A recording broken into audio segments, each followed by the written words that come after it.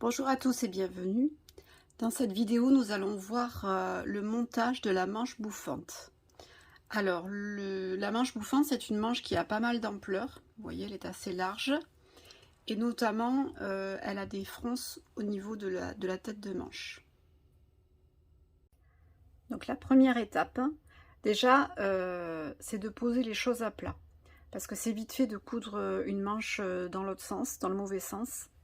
Donc moi, ce que je vous conseille, c'est de positionner votre vêtement, donc sur le devant, là, le décolleté devant, et de positionner à côté la manche telle qu'elle va être assemblée. Donc cette manche-là, donc ça si c'est le devant, ça c'est le devant de la manche, et le dos il est facile à reconnaître puisqu'il y a cette couture. Ensuite, une deuxième étape, c'est de bien repérer vos crans. Alors il y a un cran sous la manche, un cran dos et un cran devant. Le cran devant sur le patronage, c'est simple. Je vous montre sur le patron. Voilà, ça c'est l'écran du devant. Donc vous remarquez qu'il y en a deux. C'est facile à reconnaître. Donc n'oubliez pas de mettre deux crans sur cette partie-là pour qu'après au niveau du montage ce soit plus simple. Ensuite, on a passé un fil de fronce sur la tête de manche. Donc à partir de cette couture jusqu'à la marque, donc c'est 16 cm à peu près. Et on a tiré un petit peu les fronces. Après, on va donc faire correspondre l'écran avec les différentes parties du vêtement. Donc je prends le cran de dessous de la manche et je l'assemble endroit contre endroit avec le dessous de la manche du vêtement. Après, les deux crans du devant.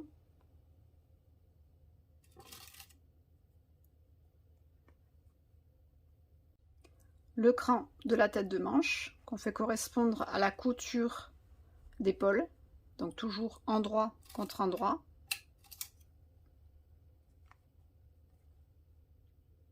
Et ensuite on repart de l'autre côté, du bas, hop, pour assembler avec le cran du dos.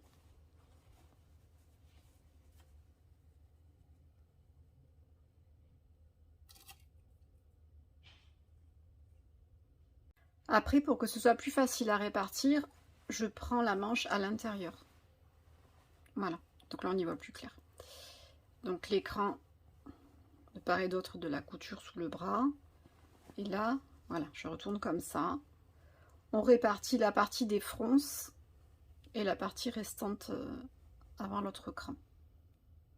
Maintenant que tout le contour est épinglé, je vais venir faire une couture à 1 cm du bord.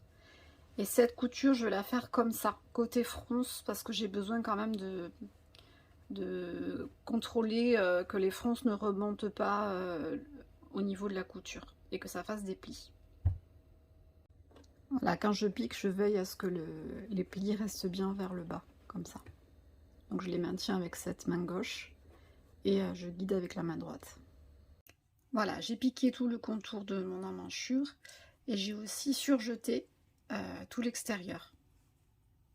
Pour ce qui est du repassage, je vais positionner mon vêtement comme ça. Je vais mettre les fronces vers moi et je vais repasser avec la pointe de mon fer comme ça. Donc petit à petit, on vient un petit peu plus sur les fronces, mais on va pas trop loin non plus. Voilà, la manche est terminée.